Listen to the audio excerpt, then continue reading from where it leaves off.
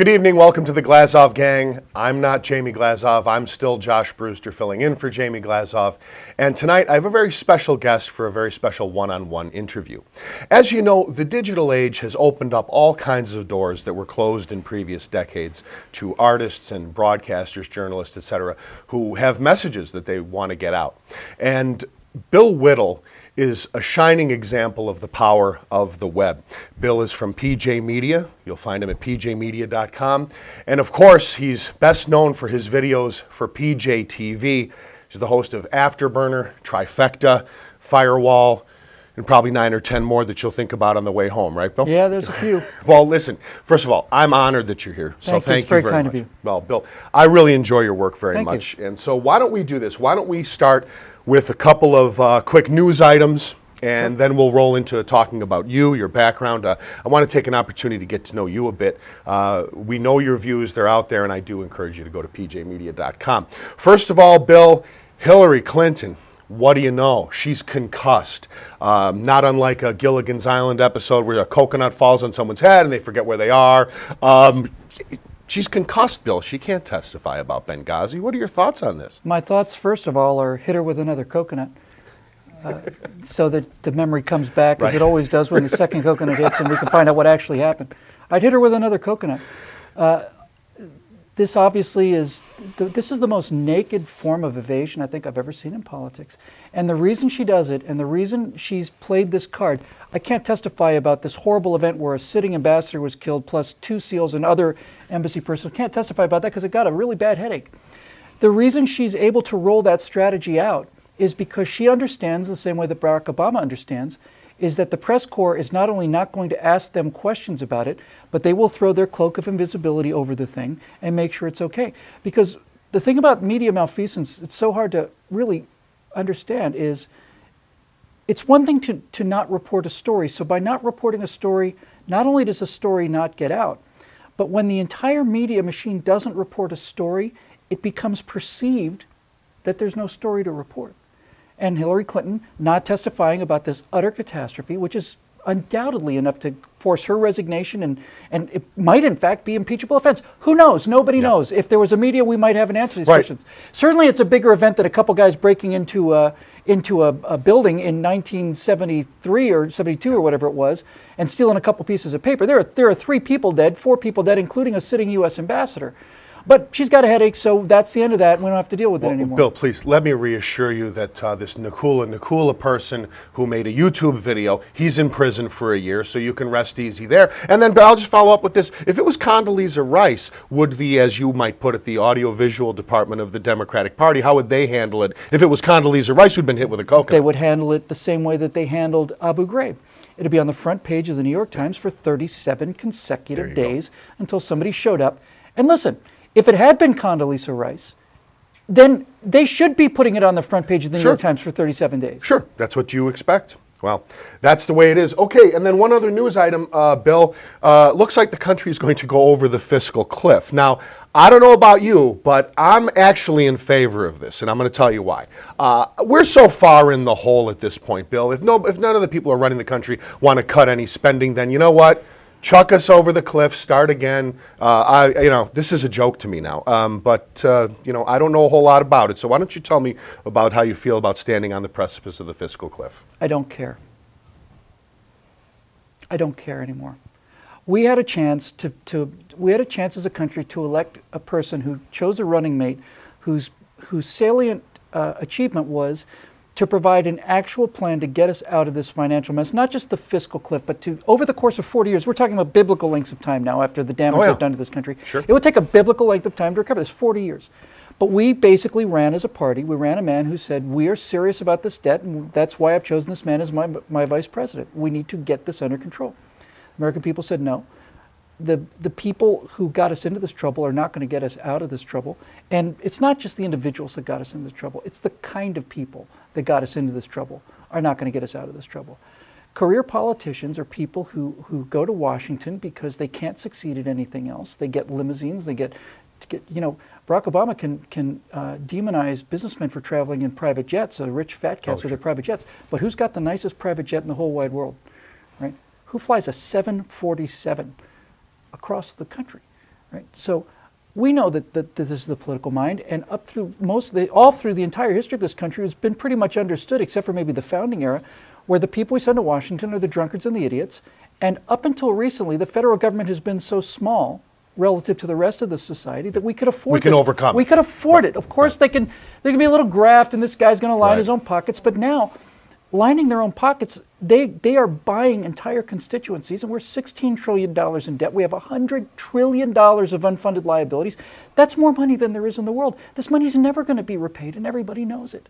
So when you talk to me about the fiscal cliff, I don't care anymore. I don't care. These monkeys are going to do what they're going to do, and they're going to fling their poo back and forth, and they're going to try to swipe each other's bananas. And at this point, I don't care what these people in Congress do, up to and including John Boehner. And I'll say this, there is a case to be made for the Republicans saying, listen, we're just handed our butts in an election here, basically. We do have the ability to stop this, but we don't have the ability, well, we have the ability to slow it down, but we don't have the ability to reverse it. Mm-hmm. You could make the case that the time has come for them to just basically say, we're going to give the Democrats what they want for 2 years, so the American people can feel the consequences of these policies. But the thing of it is, buddy, in order to have that strategy work, you have to have a Speaker of the House who is so vocal, so articulate, so profoundly engaged that all he ever does is saying, we're going to vote present, we're not going to vote for it because we think it's an abomination.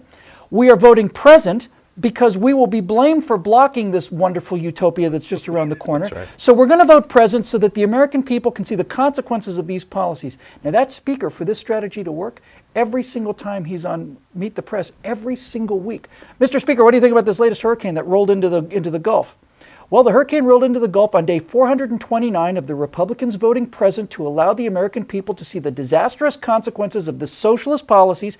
And that's the kind of guy it would take, and John Boehner's not that guy. No, and we're going to get into that. I want to talk about Republicans versus conservatives a bit later. But Bill, let's take a breath and talk about you. And my favorite subject. Yeah, your favorite, of course. Bill, first of all, tell the audience where you're from.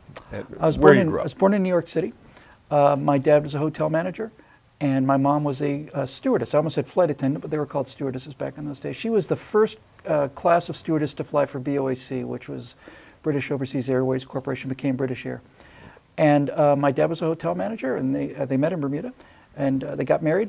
And I was born in New York City in Manhattan, and lived there till I was about three and a half. Lived across the river in West New York. I remember looking out the window and being able to see the Empire State Building and then barges going down in the 4th of July things. And I also remember watching Superman, the old black and white Superman with George Reeve. Mm-hmm. And you'd see the Manhattan skyline. I'd look out the window, and there it was. And earlier this year, I went back to West New York for the first time in, I'm 53, so 50 years. And I saw that exact same view and found the old apartment. It was really kind of cool. But we moved to Bermuda when I was 3 and a half, and lived in Bermuda between 3 and 12. Sang God Save the Queen every morning in my little British outfit. And then moved to Miami when I was 12 and grew up in South Florida. Now, I understand that you at one time were a theater major. Is that correct? I was. Not unlike the host of this show. What do you know? And then you were TV editor, too. Yeah, the one thing kind of led to another. When I was 5 years old in Bermuda, my dad took me to Kinley Air Force Base to see the Thunderbirds. And after I saw the Thunderbirds, I was going to be a fighter pilot. Right. And I know a lot of kids want to be astronauts and fighter pilots and firemen and cowboys and all this other stuff. But I mean, from that day forward, up until when I was 17, everything I did was to be a fighter pilot. Built every single model of every single airplane in our inventory and the Soviet inventory. I started teaching astronomy at the Miami Planetarium when I was 13. I was into the whole physics. I got all the congressmen lined up. And then between my junior and senior years in high school, I went for the physical. And I failed the vision test by 5 diopters in my left eye. Right eye was 20/15, left eye was 20/25. No pilot for you. You must have been crushed. I was pretty badly shaken up. So I spent that summer just lost, and had some friends who had a Super 8 camera, and they were just going out and having fun making movies. So we made some movies.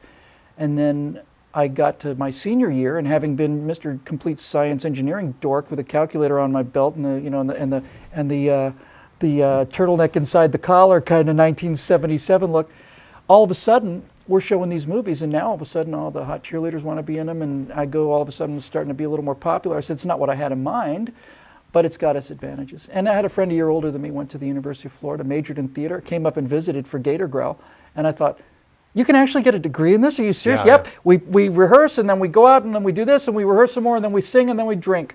I said, well, man, just count me in. Well, and you know what I think? The theater degree, actually, people used to laugh about the theater degree, but when you really think about it, especially in the digital age now, for all the different things that you can do, all the different disciplines in which you can actually function on pulling projects together, it's actually not the worst degree to have in terms of playing a whole bunch of different roles and assuming different positions and stuff. As a piece of paper to guarantee you income for the rest of your life, it is that's utterly worthless. That's completely useless. However, you're absolutely right. The education is critical because what a degree in theater basically teaches you is showmanship, and effective communication is showmanship.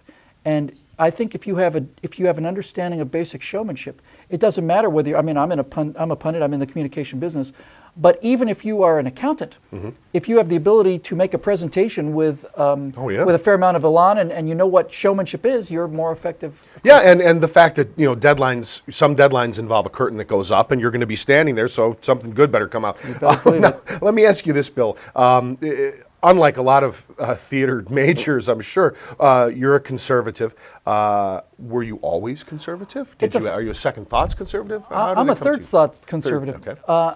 You're right. There are no conservative theater majors. None, and when I was a theater major, so I didn't get along to I wasn't one.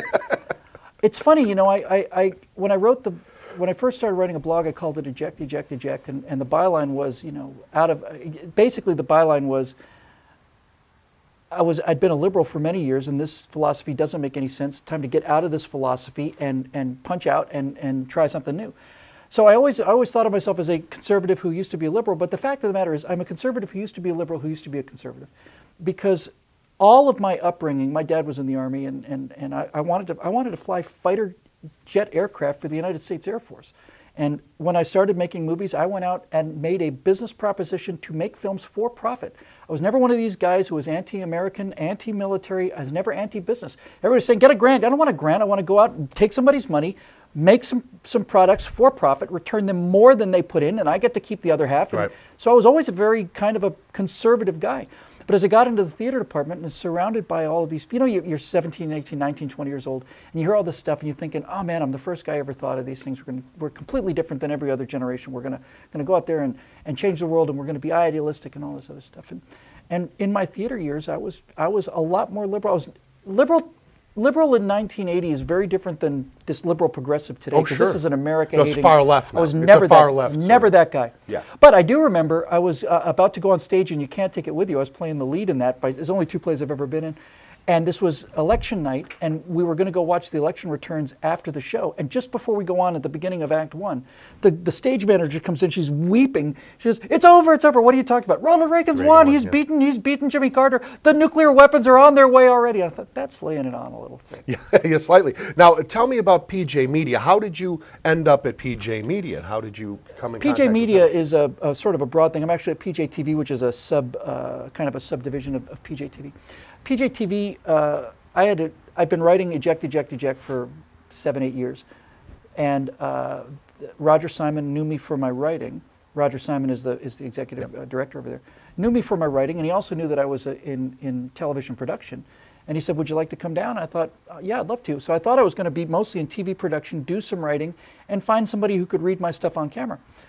Because I never thought I would be a very effective presenter of it, but they started letting me do a couple of my editorial commentary, and it just kind of took off. Excellent. Now, tell us a little bit about Declaration Entertainment, because this is really interesting. Now, I think you've hit on something that I find very, very intriguing, and goodness knows, culturally, conservatives need to take some of the land back. But so why don't you tell me about Declaration Entertainment? Well, our primary belief, even if there was no Declaration Entertainment, is that politics is downstream of culture, that people are voting based on what they feel rather than what they know. This is an intentional move on the part of the left. This is why the education system in the country is so awful. We used to be the number 1 country in turning out engineering and science degrees. Now we're 37th. And so this ability to think rationally and clearly is purposely destroyed. That's why we have all these social programs in schools where we should be learning history and math and science. So people vote the way they feel, and the way they feel is largely determined by their mythology, and the mythology is the pop culture. The reason we have a socialist for a president is because for 40 years now, every time that there's a thriller and Matt Damon pulls out his gun, which he's against, by the way, very, very much against, and blows people away, we find out that the villains are businessmen, always. Sure. American businessmen, American conservatives, they're always the villains. So our position is you can't run against your own mythology, and if you're not going to get back into that fight and reclaim the culture, then it's just a matter of time. Yeah, Bill, didn't they redo the Manchurian Candidate and the new Manchurian, which I don't want to see the new Manchurian Candidate. Isn't the new Manchurian Candidate, he's a corporate guy, or it's a corporate thing now, right? It's a classic example that we use because you couldn't write a clearer example. They made the Manchurian Candidate in 1964 with Frank Sinatra. Great film. Yeah, and it was the story of a guy who's investigating a serviceman. Frank Sinatra, I think, is a sergeant who's investigating a serviceman who'd been brainwashed by the Red Chinese, which they actually did during the Korean War. They did. Brainwashed guys. I know. And since he was brainwashed by the Red Chinese, he was the Manchurian Candidate because Manchuria relates to China. So they made the movie again in 2007, this time with Denzel Washington in the Frank Sinatra role. And it's the exact same story, serviceman brainwashed to kill the president, but this time he's been brainwashed by the Manchurian Corporation, which means that the villains are not the Red Chinese, they're rich, white, American conservative businessmen. And these are the evil people that are trying to steal democracy and must be stopped. Right, but we also need them to supply jobs. But I won't get into that detail. Before we finish with this segment, Bill, you made a very interesting comment recently about you're thinking that video games, which our friend Dwight Schultz reminds me all the time, are far more profitable and popular than movies now. A lot of movies don't get made unless there's a video game in the pipeline, you know. You mentioned that conservatives might do well through messages through video games. Strangely enough, without any effort on our part whatsoever, video games tend to be pretty conservative. When you're dealing with the topics of like the most popular games are these shooters, first-person or third-person shooters. But when you're dealing with things like Medal of Honor and games like that, you're really dealing with U.S. servicemen in action, and on some level, you are showing entire generations of young Americans the kind of living hell that our soldiers actually undergo, and they want to become immersed in this experience. So there's something fundamentally conservative about movies that glorify the military by you becoming a member of the military. There's a lot of negative messages out there, but video games seem to be less heavy on the ideology because they're much more interactive. And this goes to the fundamental point, honestly, and that is that our message is a better sell than their message. Our message is about heroism, courage, guns, fast airplanes, hot women, sporty cars, all the things that everybody likes are our side of the argument. And they're the guys with the Priuses and the algae cakes and the sustainable huts and bake sales for the Guatemalan water snake. Bill, as you drive home tonight, never, in my Camaro, never follow a Prius. If I leave you with one thing this evening, never follow a Prius. Bill Whittle, thank you. We'll be back for another segment. Join us tomorrow for a lot more right here on the Glazov Gang.